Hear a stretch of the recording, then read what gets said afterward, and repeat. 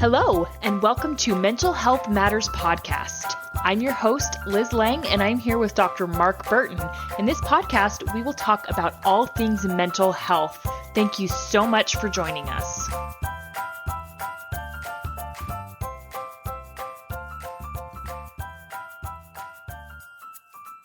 Hey guys, Liz Lang here with Dr. Mark Burton, and this week is going to be an exciting week. We are going to talk about domestic violence, and the fun part is going to be talking about the Johnny Depp Amber Heard defamation case. And so we're going to break that down and kind of talk about why it went the way it did, because it's my understanding that defamation cases are actually hard to win. Mm-hmm. And you have to prove. Yeah. The proof he was defamed and she didn't. Right. And to sum it up in a nutshell, really, Amber Heard is just really unlikable.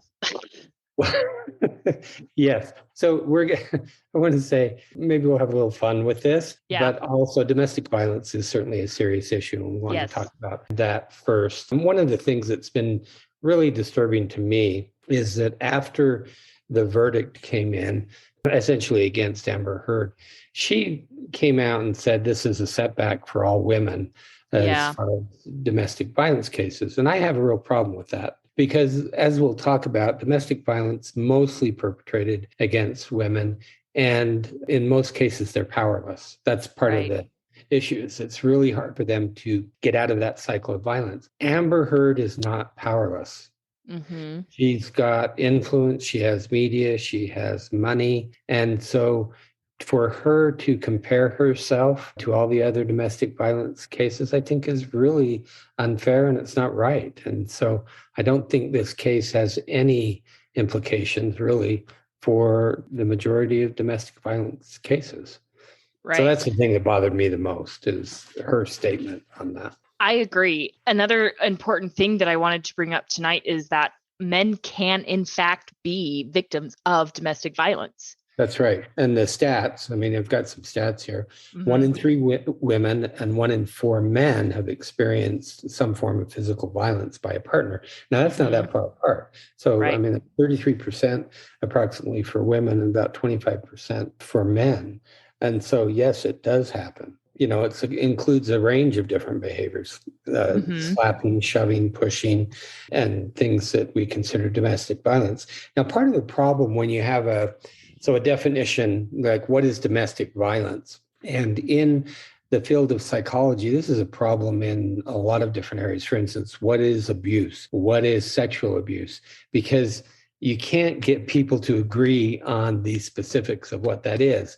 Yep. And I think the same thing happens with domestic violence. There are probably very many different ways that different municipalities, gather their statistics on what is domestic violence. But let's just start with the definition. Domestic violence is violence committed by someone in the victim's domestic circle. Now, often we think of it as, an intimate partner. Mm-hmm. It doesn't have to be.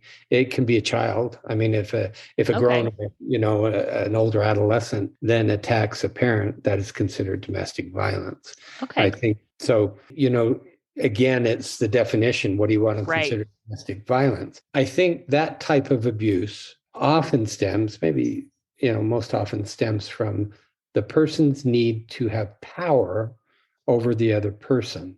Right. And so in order for the person to have power over the other person, they take away the person's ability to make decisions for themselves. Mm-hmm. So I don't think that's what the case was with, going back to Amber Heard. That it just doesn't fit for me because in her own right, she's a pretty powerful woman, I think. Well, and I think another important factor is that Johnny Depp, as far as I understand, he never forced her into anything. Mm-hmm. And there was no power differential between them. I mean, he never, as far as I know, he never threatened her. He never forced her to stay somewhere that she didn't want to or, forced her in anything she didn't want to do. Now, let's be clear here. I don't think Johnny Depp was completely innocent. I mean, if there's one big takeaway from this, it's that they're both just bad at marriage. Right. And I agree with that. And I agree with what you said, that, it's about taking away power or taking away control. And he didn't force her to do these things. I think she certainly had the power and ability to leave at any time if she wanted to get out of the situation. And so if you think about the majority of domestic violence cases, and the reason that we have shelters for women and families is because often it's very difficult for women to exit those types of relationships. And one of the main issues is they fear retribution. And I'm sure a lot of listeners are aware that when a woman leaves an abusive relationship, that is the time that you really need to be worried about harm and, someone killing their partner. And that's why, there are domestic violence shelters where women can go so that they can be safe. So you have that piece. And then also the other reason that a lot of women have trouble leaving is financial. Right. That they have no way to support themselves or their children if they leave. And so they're really stuck in this abusive relationship. That was not the case at all for Amber Heard. She certainly had her own resources and had ways to support herself. So she was not held in that relationship the way the vast majority of women are held in abusive relationships. Right. And not that you can't be a victim in an abusive relationship and still have means, right? So like, let's say that, let's make that important differentiation. Like, let's say Johnny Depp was genuinely abusing her. It can still be hard to get out, even if you do have those resources. And so, that's an important point to make. But in this instance, that wasn't the case. And more importantly, Amber gave at least as good, if not more than what she got. Well, the jury thinks that she gave more than she got. You have to and that into account too. Well, and the important part is their behavior domestically, right? I mean, their actions as far as who was violent, who was not, that wasn't what was on trial here. It was defamation. And so, I mean, I guess in some ways it was like, it's all intermingled, right? But this was really a defamation trial. And so the rules are a little bit different. Well, the important thing is if you prove, like if she said in this article, I never read the article that appeared in the paper, but what she was trying to do is prove that what she wrote in the article was true. Because then if it's true, it's not defamatory. And so his point was it's not true what she wrote. And so that's essentially what the trial was about. You're right. It's about defamation and proving is what she wrote true or is it false? And the jury essentially decided that it was mostly false and that he wasn't the aggressor. But I think that, domestic violence is a very serious issue. And there are a lot of women who are stuck in abusive relationships and they can't get out because they don't have power and they don't have resources and they fear rightly for their safety. And so it is serious. And I just think she's doing a great disservice by trying to make her the poster child for domestic violence. She's not. Yeah. No, it's not accurate at all. No. And not that, she wasn't in a bad relationship. And I would imagine that there were instances where Johnny Depp probably acted inappropriately right. I mean, it sounds like it was an all around toxic relationship, but it was very much not one-sided is the point.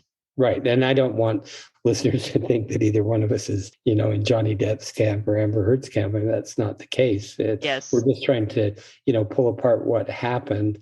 And I have to admit, I didn't watch the whole thing. I watched little clips because I thought it was incredibly fascinating. Yeah. And I thought in the end, she had a terrible legal team and he had a great legal team. And all you have to do is watch the psychiatrist that her legal team hired. Yeah. It's one of the most crazy testimonies I've ever seen. Whereas if you compare it to the testimony of, I guess, who was doing it for his team, I mean, she was pretty credible and calm and appeared normal. The psychiatrist did not appear normal at all. Yeah. The other thing that really bugged me, and I honestly don't know how this even made it into court, is my understanding he did his evaluation on Johnny Depp based on watching his movies. Oh. And wait, he never had an in-person interview with him ever. And so that's I don't know if you've seen that clip where he's being questioned about that. And the Johnny Depp's attorneys are saying, well, did you watch the Charlie and the Chocolate Factory? Because apparently, I guess he watched Pirates of the Caribbean mostly. Okay. I mean, it doesn't make sense. absolutely no sense. And then, so to kind of go along with that, before you came on, Curtis was talking, and he said he heard Amber Heard talking today, saying how that Johnny Depp was such a good actor that he convinced so many people that he actually had scissors for hands. Yeah. I mean, it's an absurd argument that this guy's an actor. And so he takes on these roles, and somebody is actually telling him how to act, the director. Right. So to base one's valuation on how you are in movies, that just seems ludicrous to me. Anyway, I agree completely. I mean, Captain Jack Sparrow is absolutely a crazy person. Yeah, he's bad. I was going to say a bad word. He's really, yeah. But so to watch it, I did watch the clips because I was just fascinated by the psychiatrist for Amber Heard. Yeah. Anyway, so domestic violence. Before we move off of domestic violence, it is a serious topic, and a lot of women are stuck in abusive relationships, and there is help. I mean, I think that at least what I know is help that's available in Salt Lake City. I think the YWCA has a wonderful facility in downtown Salt Lake City, and I think they handle these types of cases really, really well. So if anybody's listening and they don't live in Salt Lake City, I know most major cities have domestic violence shelters. And I think if you're trying to get out of an abusive relationship, the first thing you want to do is, I would call it a consultation. So before you think of leaving, make an appointment and either talk on the phone or go in and see someone who has experience, who can help you with the logistics of actually leaving and to help you with options as far as what you should do, and then come up with a plan, because those people who work in those shelters will help you come up with a plan to keep you and your children safe. And that is the most important thing. Yes. And so I did Google this. I looked it up, and YWCA, I know there is at least one in Indiana. And so if you live outside of the United States, I would imagine they still have resources. And so you can just Google YWCA and it will pull it up for you, and you can find someone to talk to if you really aren't in a domestic violence situation. And if you're stuck, you don't have to be. And it's scary. It is very, very terrifying to be in that powerless situation, but you have options, and you have an entire community willing and ready to reach out and help you. Yes, that's true. So if the next thing that maybe we want to talk about is personality disorders. Yep. Because she has been diagnosed, and I'm not clear who it was who diagnosed her. She's been diagnosed as borderline personality disorder or histrionic personality disorder, and they often go together. Mm-hmm. And so I think if we do just a little bit of education on what is a personality disorder, and specifically those two. I think personality disorders are really tough to deal with. And, people often say, well, how does a personality disorder develop? And I think it's in the same way that a lot of mental health issues develop. There are genetics, certainly, that are involved. I think there are some people who probably have a genetic predisposition to that. Childhood trauma is certainly a factor. Right. And then also parenting styles. Now, when I was back in graduate school, there's a woman who's now retired, but at the University of Utah, named Lorna Benjamin, and she was a psychologist, and her specialty was personality disorders. And I think she was really highly regarded throughout the world with her knowledge and the modeling, how she treated personality disorders. But I remember taking a class from her, and it was a little bit frightening. And she said, and I know she believed this, she said, give me 6 months with a child under 2, and I'll give you any personality disorder you want. And the implication was that she could behave as a parent figure in any way that would then cause the creation of a personality disorder. Okay. And I believe that's true. It's not true all the time, because I think there are certainly childhood trauma situations where the parenting is very good. Right. Childhood trauma is the thing that causes the personality disorder. And then, of course, genetics. Genetics always plays a part, and it's unclear how big of a part that is. But it's that old argument of nature and nurture, and genetics and the nurture being the childhood trauma or the parenting. So let me just let's go over borderline. Okay. And a lot of people have heard of borderline personality disorder, just some of the characteristics. One of the first ones is fear of abandonment, and that typically comes from family of origin issues. They have a history of unstable relationships, which this is a very good example of an unstable relationship. And I actually have no idea what type of relationship she has Amber Heard has had before this. I would imagine she's had previous relationships, but this one was certainly unstable. Impulsive behaviors. Now, I guess this has become a famous behavior. She defecated on his bed. Yeah. I think most people would say that's an impulsive behavior. And then tried to blame it on her dog, like her little tiny dog. Right. So that's something, extreme emotional swings. And again, I don't know if that's true for her. And I don't know who did the diagnosis on her, but probably saw these things. Chronic feelings of emptiness. You hear them describe that they just feel empty inside. And the way I would describe that, having talked to quite a few borderlines, is that they didn't get an essential thing like love or acceptance or attachment from the parenting figure, and it creates this void that they all describe when you talk to them as that it can't be filled. And so they're always trying to fill it with whatever it is they believe they're missing. They are suspicious and often out of touch with reality. Borderlines are very difficult to be married to, but they can appear charismatic at the start. And so they can also appear, how would I say this, a bit wild, which is appealing to some men. And so I think there are some characteristics that are attractive to some men, not all men, but to some. And so they enter into these relationships, and then eventually these other behaviors start to come out. And I think one important thing to point out is that just one of these things in and of themselves does not necessarily mean a personality disorder, right? That's true. Very good point. Thank you for bringing that up. Yeah. And so I can't remember what it is, but typically in the DSM, which I think this comes from, the DSM is the Diagnostic and Statistical Manual that has these types of diagnoses in them. And there's always, you have to have 5 of these and something like that. So it's never just one of them. These are just various characteristics.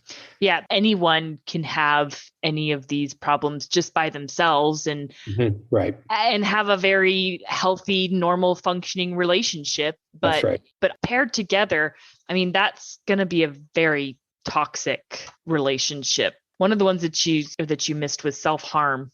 Yes, self-harm. And often they threaten it.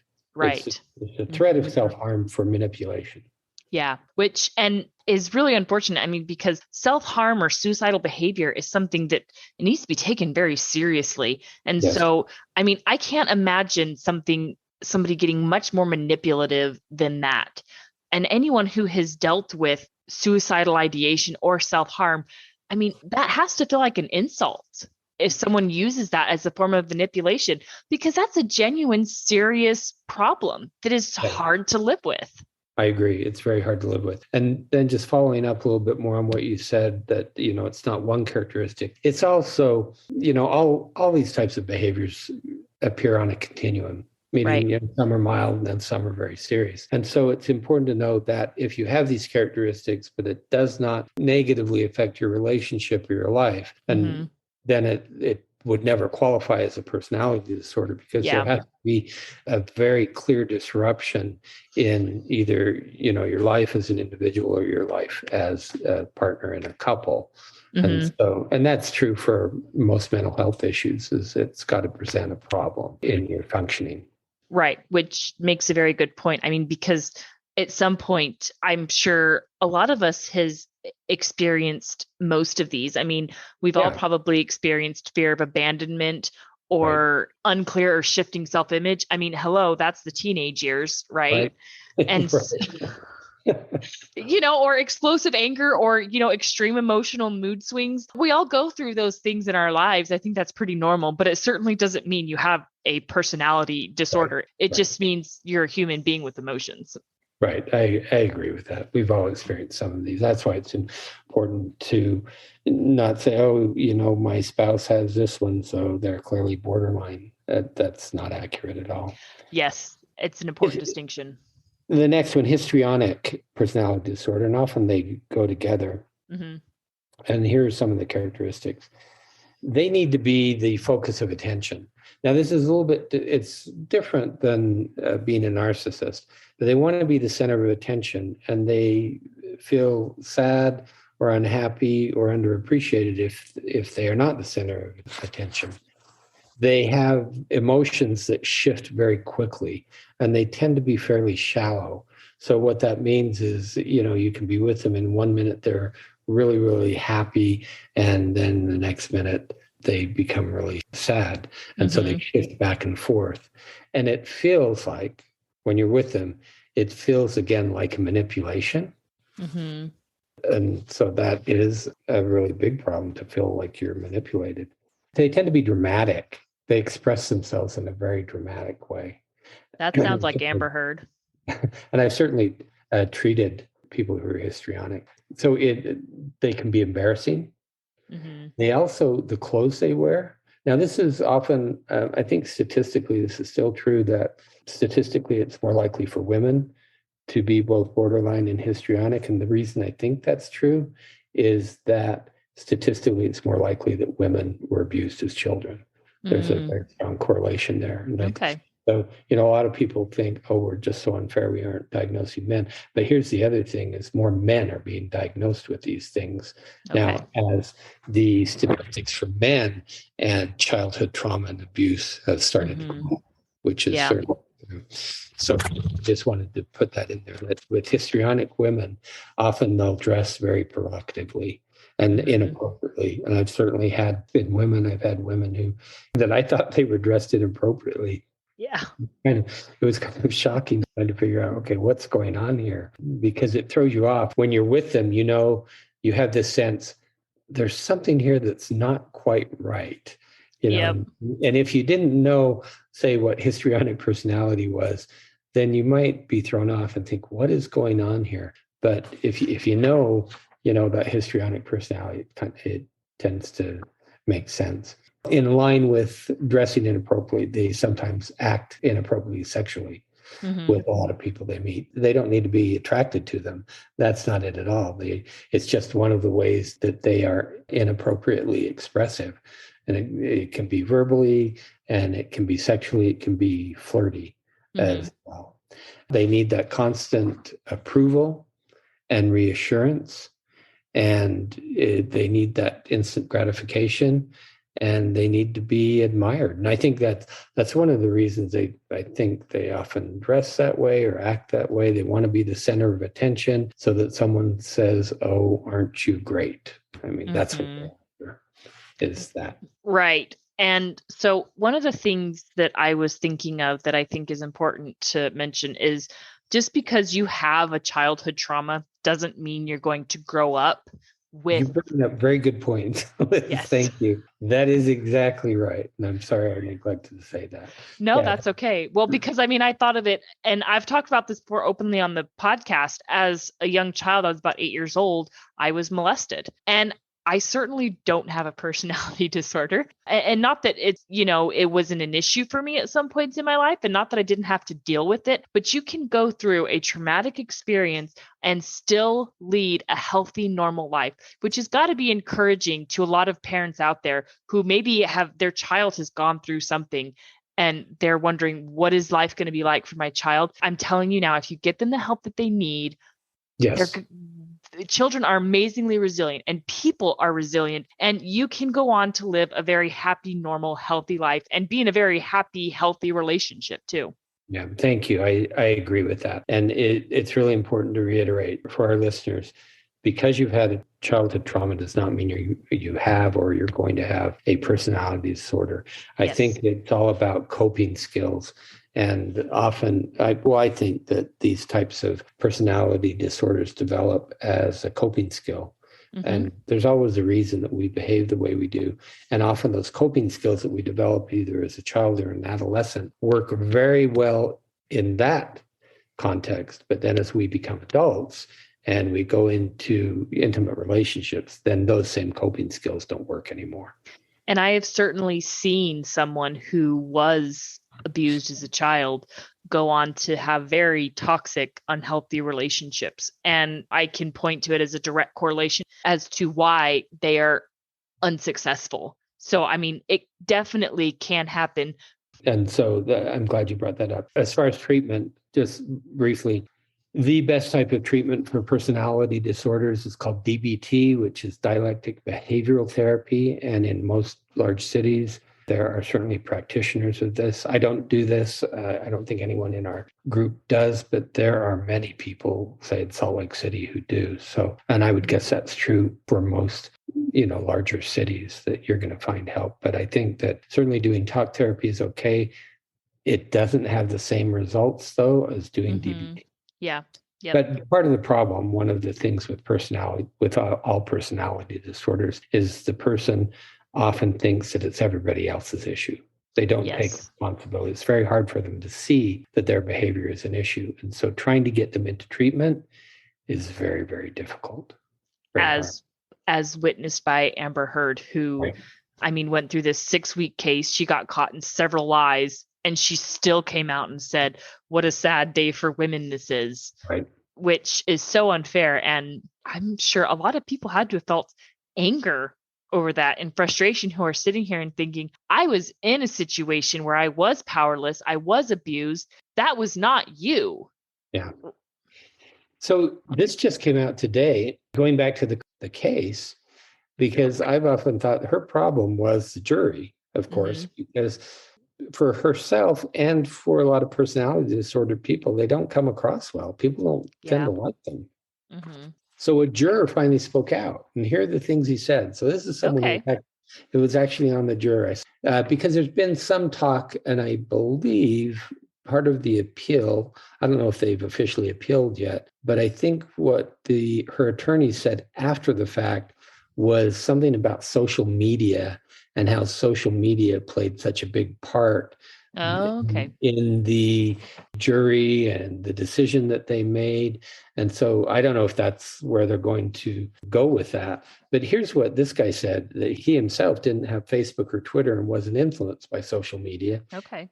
2, he said no juror discussed social media in the deliberation ever. So it didn't come up. Jurors said her demeanor was fake, and she was crying crocodile tears, which I think is true. So one of my favorite scenes is she's on the witness stand. She's trying to make it look like she's crying, but she probably doesn't want, like if you cry, you wipe your eye, right? Right, yep. To get the tear away. She probably doesn't want to mess her makeup up. So what she does is she wipes her eyebrow. Yeah. So there's absolutely no tears coming out of her eyebrow. Yeah. And so that probably happened, several times where it really feels like she's faking this. And one of the things that I noticed in the few clips that I did watch is she would look, at least I think she was looking towards the jury. Like she looked towards the jury. I think you're right. Yeah. And it was like she was addressing them. And she came off as like stuck up, I guess is one word for it.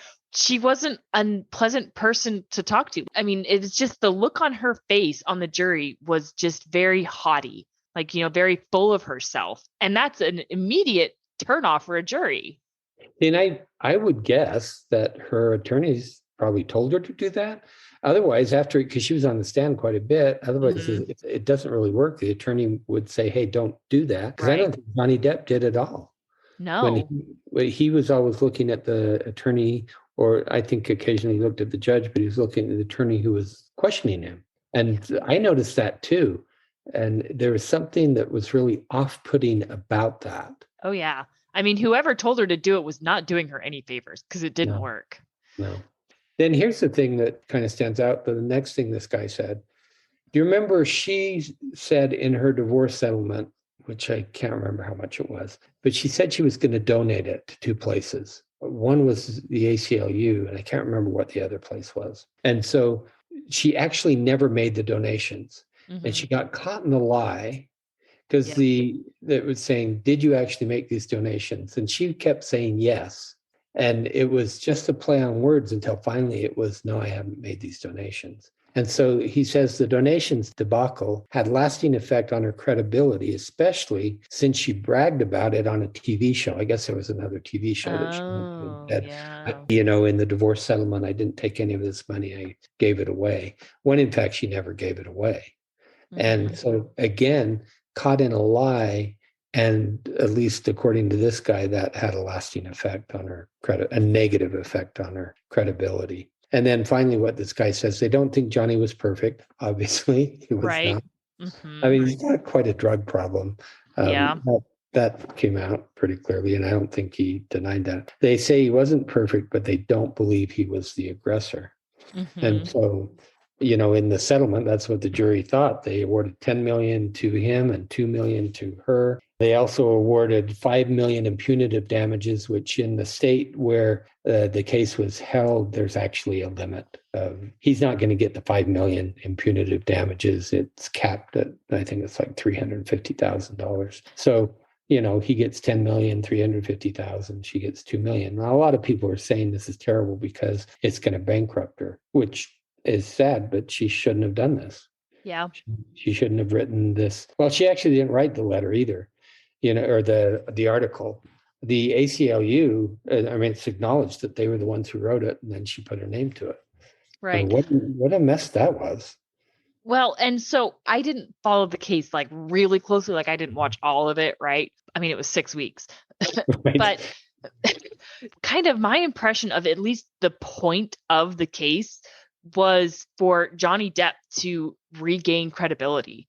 Right. Because back in, I don't remember, when these allegations first started coming out, everybody just assumed that Amber Heard was telling the truth. And right. Johnny Depp lost all credibility. Disney cut him loose.